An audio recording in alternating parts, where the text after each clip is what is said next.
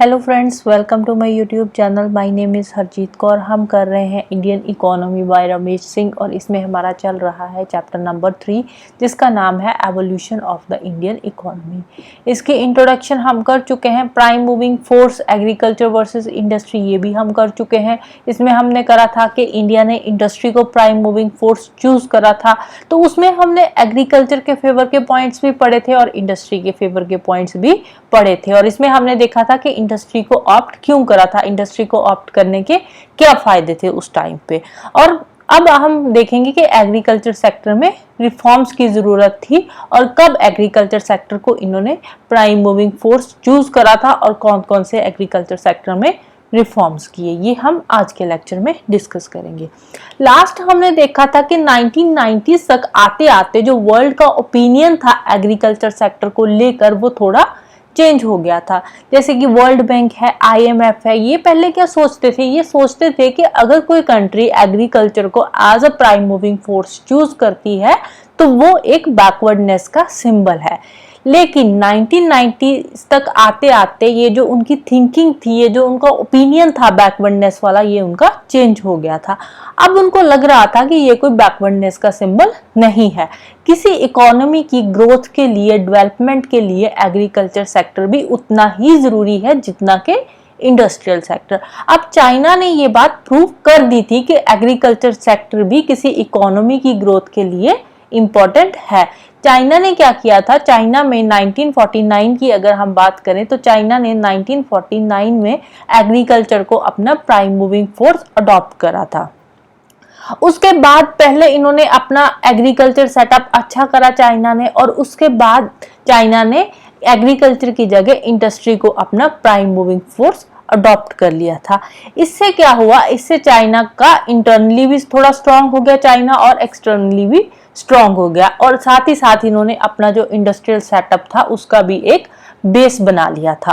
अब इन्हीं सब चीजों को देखते हुए जब 1990s में वर्ल्ड का ओपिनियन चेंज हो गया था तो इंडिया वाले जो थे उन्होंने भी सोचना शुरू किया कि क्यों ना हम भी अपने एग्रीकल्चर सेक्टर में रिफॉर्म लाएं, क्यों ना हम भी अपने एग्रीकल्चर सेक्टर को थोड़ी सी इंपॉर्टेंस दे। अब इंडिया वालों को भी ये थोड़ा फील होने लग गया था, तो इसीलिए जो इंडिया वाले थे उन्होंने 2002 में अपना पॉलिसी शिफ्ट करा था। 2002 में इंडिया ने इंडस्ट्री की जगह एग्रीकल्चर को अपना प्राइम मूविंग फोर्स अडॉप्ट कर लिया था।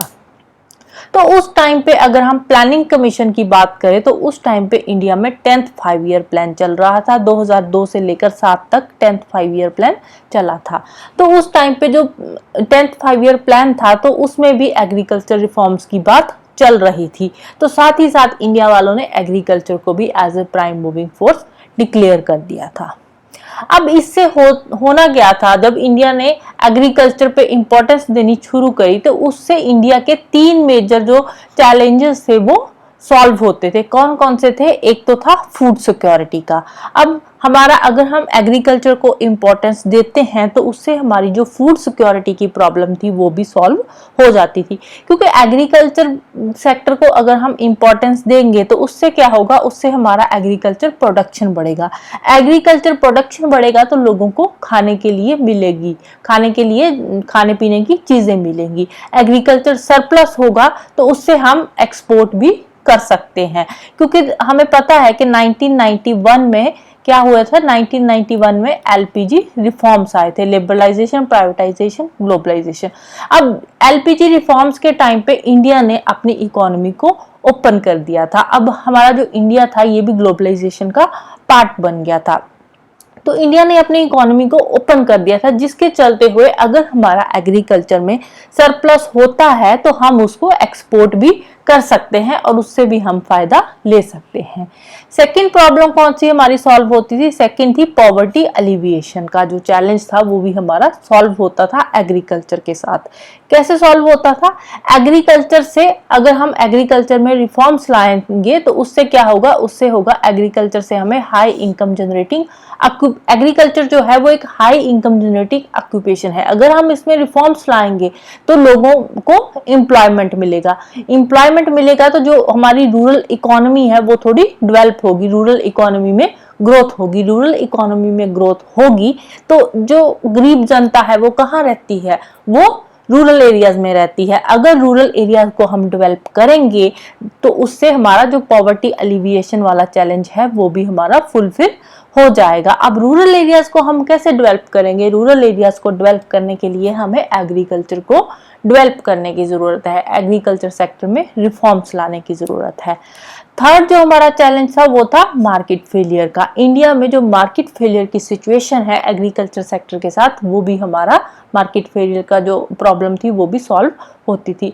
अब मार्केट फेलियर होने के रीजन क्या थे? लोगों के पास पैसा ही नहीं था। लोगों के पास पैसा होगा तभी तो लोग मार्केट में जाएंगे ना, चीजें खरीदेंगे। अब लोगों के पास पैसा ही नहीं होगा तो मार्केट में चीजें नहीं बिकेगी, चीजें नहीं बिकेगी तो टोटल मार्केट फेलियर हो जाएगा। अगर एग्रीकल्चर सेक्टर अच्छा होगा, लोगों के पास इनकम अच्छी होगी, लोगों के पास एम्प्लॉयमेंट होगा तो लोग मार्केट में जाएंगे और मार्केट में जो लोग धंधा कर रहे हैं उनका भी काम चलेगा। जो मार्केट में शॉपकीपर्स बैठे हैं उनका काम चलेगा, तभी तो उनके घर का जो रोटी पानी है वो चलेगा ना, ऐसे कैसे चलेगा? तो जो इससे एग्रीकल्चर है, इससे मार्केट फेलियर की जो सिचुएशन है वो भी हमारी सॉल्व होती थी। अब हमने देखा कि 1990 में वर्ल्ड का जो सिनेरियो था वो चेंज हो गया था। जो एग्रीकल्चर के रिगार्डिंग थिंकिंग थी वो भी चेंज हो गई थी। बट इंडिया ने 2002 में आकर एग्रीकल्चर को अपना प्राइम मूविंग फोर्स अडॉप्ट करा था। अब नो डाउट इसमें ज्यादा डिफरेंस नहीं है, तकरीबन 10-12 साल का 12 साल का डिफरेंस है, बट फिर भी इंडिया ने थोड़ा लेट अडॉप्ट करा था एग्रीकल्चर को as a prime moving force. इसका क्या रीजन था? इसके बहुत सारे रीजंस थे। एग्रीकल्चर, अब इंडिया की जो ज्यादातर पॉपुलेशन थी, इंडिया की लगभग जो 50% पॉपुलेशन थी वो एग्रीकल्चर पे डिपेंडेंट थी, एग्रीकल्चर और अलाइड एक्टिविटीज पे डिपेंडेंट थी। एग्रीकल्चर का अगर हम एम्प्लॉयमेंट में शेयर देखें तो एग्रीकल्चर का एम्प्लॉयमेंट में शेयर था 48.7% और जीडीपी में एग्रीकल्चर की कंट्रीब्यूशन देखें तो वो थी 16.5%। तो एग्रीकल्चर काफी अच्छा खासा कंट्रीब्यूट कर रहा था इकोनॉमी में। तो जब इकोनॉमी में रिफॉर्म प्रोसेस शुरू हुआ तो उस टाइम पे हमने इंडस्ट्रियल सेक्टर के लिए भी काफी इंडस्ट्रियल पॉलिसीज बनाई थी, बट ये एक नॉर्मल चीज थी क्योंकि इंडस्ट्री को तो हम ऑलरेडी इंपॉर्टेंस देते आ रहे थे। अब जरूरत थी एग्रीकल्चर सेक्टर को इंपॉर्टेंस देने की, एग्रीकल्चर सेक्टर में रिफॉर्म्स लाने की। अब एग्रीकल्चर सेक्टर में रिफॉर्म्स देरी से क्यों आए? 1990s में जब वर्ल्ड का सिनेरियो चेंज हो गया था, थिंकिंग चेंज हो गई थी, तो उसी टाइम पे हमने रिफॉर्म्स क्यों नहीं लेकर आए? इसके मेजर 3 रीजंस थे। कौन कौन से रीजन थे? एक तो जो एग्रीकल्चर सेक्टर था ये क्या था? ये एक प्राइवेट सेक्टर था, तो इसमें और प्राइवेटाइजेशन की जरूरत थी, बट इसमें प्राइवेटाइजेशन करनी पॉसिबल नहीं थी क्योंकि एग्रीकल्चर सेक्टर में जरूरत थी इन्वेस्टमेंट की। अब इन्वेस्टमेंट कहां से आएगी? इन्वेस्टमेंट आएगी प्राइवेट सेक्टर से, और एग्रीकल्चर को प्राइवेटाइजेशन करना पॉसिबल नहीं था।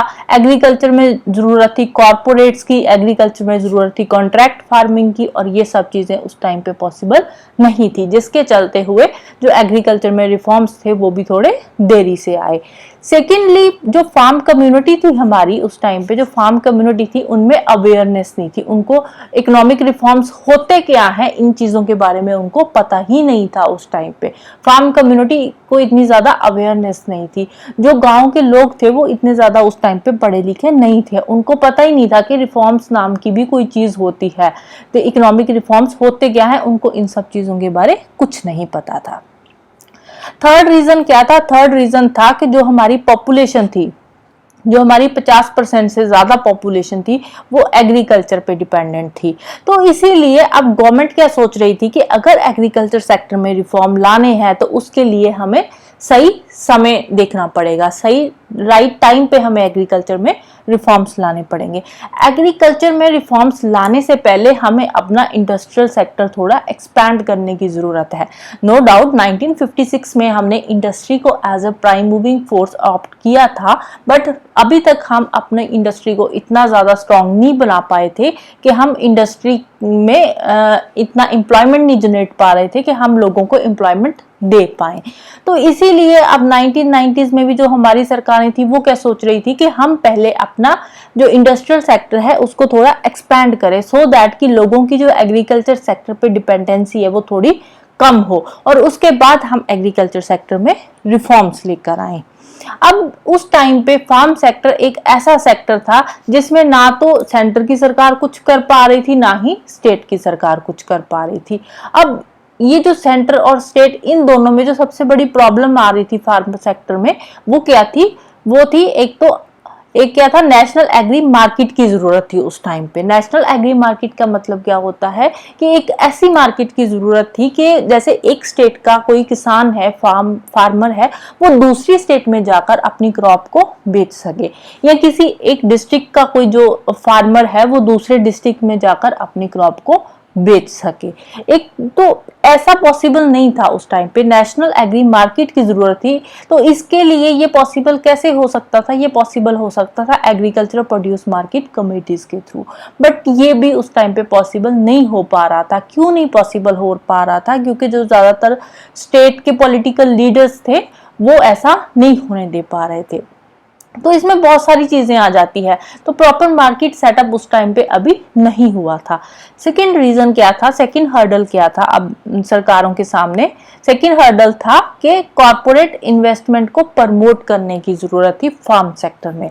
अब फार्म सेक्टर में कॉर्पोरेट इन्वेस्टमेंट प्रमोट करने के लिए अब जो फार्मर्स थे उनमें अवेयरनेस थी नहीं, तो वो परमिशन दे ही नहीं रहे थे इनको। अब अभी आपने देखा होगा, अभी साल के पहले की बात है, फार्म बिल्स जो आए थे, फार्म बिल्स को लेकर कितना हंगामा हुआ था। अब फार्मर्स उठकर दिल्ली की तरफ चल पड़े थे कि हम ऐसा होने नहीं देंगे, फार्म बिल पास हो ही नहीं सकते।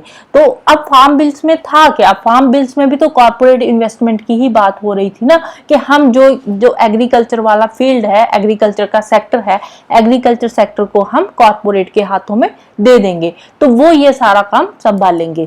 तो इसके लिए अब फार्मर्स क्या हुए?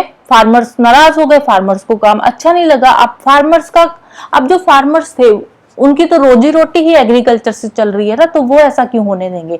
अब सरकार यहाँ पे गलत कैसे थी? सरकार गलत थी क्योंकि सरकार को पहले चाहिए था कि अगर आपने कॉर्पोरेट इन्वेस्टमेंट, आप फार्म लॉज लेकर आ रहे हो, फार्म बिल्स लेकर आ रहे हो, तो उसके लिए सबसे पहले आपको जो फार्मर्स है उनको ऑल्टरनेट एम्प्लॉयमेंट देना पड़ेगा। उनको अगर ऑल्टरनेट एम्प्लॉयमेंट देंगे, उसके बाद आप कॉर्पोरेट इन्वेस्टमेंट की बात करोगे, तो फिर हो सकता है, फिर पॉसिबल हो सकता था फार्म बिल्स का, बट अभी के लिए पॉसिबल नहीं हो पाया। तो फाइनली सरकार को जो फार्म बिल्स थे वो वापस लेने पड़े।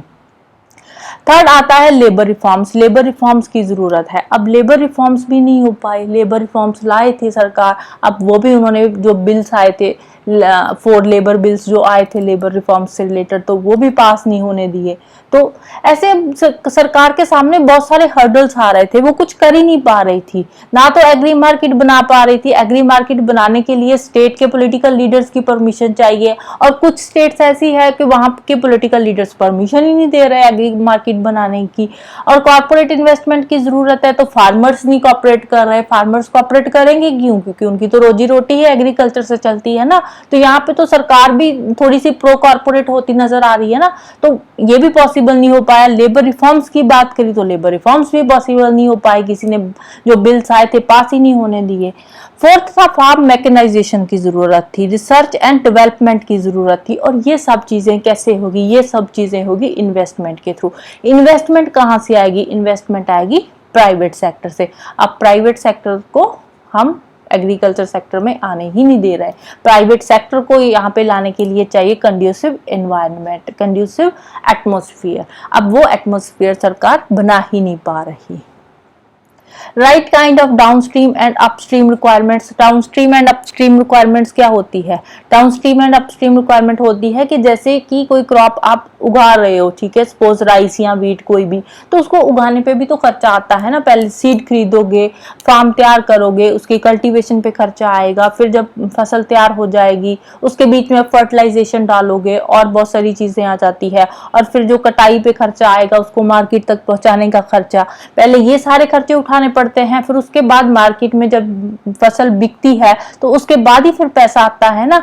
तो इसके लिए चाहिए प्रॉपर सप्लाई चेन मैनेजमेंट, जो कि सप्लाई चेन मैनेजमेंट इंडिया में नहीं है। Right kind of commodity trading की जरूरत है। कमोडिटी ट्रेडिंग जो है वो भी अच्छे से नहीं हो रही, बहुत सारे बिचौलिए बीच में आ जाते हैं जिसके चलते हुए करप्शन बढ़ जाती है। तो ये सब चीजें इंडिया में पॉसिबल नहीं हो रही। ये जो मेजर हर्डल्स है जो कि सरकार को फेस करने पड़ रहे हैं। फार्म सेक्टर को स्ट्रेंथन करने की जरूरत है। अब अगर हम इंटरनेशनल मार्केट की बात करें, इंटरनेशनल मार्केट में बहुत सारे अगर एग्रीकल्चर सेक्टर की बात करें इंटरनेशनल मार्केट में भी, तो इंटरनेशनल मार्केट में एग्रीकल्चर सेक्टर में बहुत ज़्यादा कंपटीशन है। यूएसए वगैरह की बात करें तो यूएसए में बहुत सारी सब्सिडीज दी जाती है। तो यूएसए में क्या होता है, जब सब्सिडीज दी जाती है तो जो क्रॉप्स के जो दाम होते हैं वो इंटरनेशनल मार्केट में कम हो जाते हैं सब्सिडी के चलते हुए। तो जिसके चलते हुए जो इंडिया की जो क्रॉप्स है उसके दाम इंटरनेशनल मार्केट में बढ़ जाते हैं। इवन के इंडिया में तो एमएसपी भी उनके जो इंटरनेशनल प्राइस से ज्यादा हो जाता है। तो कहाँ पे कम्पीट कर पाएंगे, क्योंकि हमारी सरकार सब्सिडीज तो देती नहीं है इतनी ज्यादा, बहुत लिमिटेड सी सब्सिडीज देती है हमारी सरकार। तो इसीलिए हम इंटरनेशनल मार्केट में कम्पीट ही नहीं कर पाते। हाँ, जब कभी क्राइसिस का टाइम आता है तो क्राइसिस के टाइम पे फिर इंडिया की याद आती है। तो जब हर चीज के रेट बढ़ जाते हैं तो उस टाइम पे इंडिया की जो थोड़े बहुत चीजें होती है उसकी थोड़ी सी कदर होती है इंटरनेशनल मार्केट में। बट ऐसे टाइम पे क्या आता है, ऐसे टाइम में बीच में आ जाता है चाइना। चाइना इंडिया से सस्ते रेट पे चीजें खरीदता है और फिर इंटरनेशनल मार्केट पे हाई रेट्स पे उन चीजों को बेच देता है क्राइसिस के टाइम पे, राइट। तो एट द एंड कंक्लूजन क्या निकलता है, कंक्लूजन ये निकलता है कि फार्मर्स कम्युनिटीज में अवेयरनेस लाने की जरूरत है, सो दैट कि ये सारे हर्डल्स सरकार को फेस ना करने पड़े। और सरकार को भी चाहिए कि सबसे पहले अगर वो कोई रिफॉर्म्स करना चाहती है तो उसके लिए कोई बैकअप प्लान तैयार रखे। ऐसे नहीं है कि सारी की सारी जो अपना रिफॉर्म्स है वो किसानों पे थोपे। ये चीज सरकार को भी सोचनी चाहिए, right. So this is all about today. Next हम करेंगे प्लान्ड एंड मिक्स्ड इकोनॉमी। तो जाने से पहले वीडियो को लाइक कर देना, शेयर कर देना, चैनल को सब्सक्राइब कर देना। Thank you, bye bye and have a nice day.